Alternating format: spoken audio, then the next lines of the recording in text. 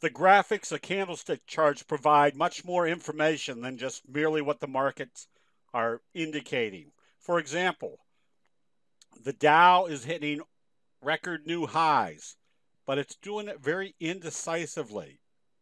Lots of dojis up here.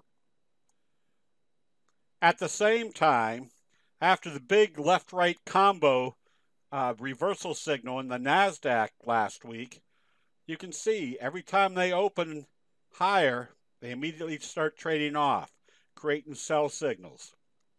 So when you add those two analyses together,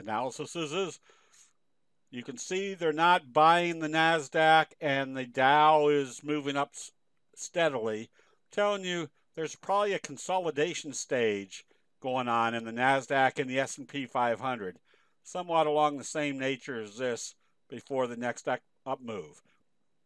What's this basically tell us? That right now the longs are having a hard time moving, but we've got a lot of good short positions that are working well. Last week, our recommendation to short IBM was based upon a kicker signal to the downside after a dumpling top type formation, telling us there was probably going to be more downside. That same analysis was applied to QCOM. That also had a gap down kicker signal indicating more downside.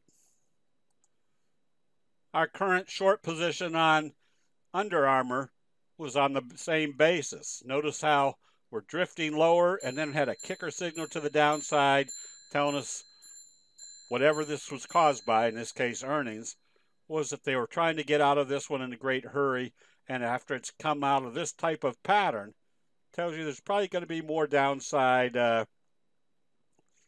pressure on this one. So it puts you in a high probability situation that you want to be short. And it doesn't necessarily have to be a strong sell signal or kicker signal to tell you there's more downside. These are just showing very plainly where the prices are probably going to move.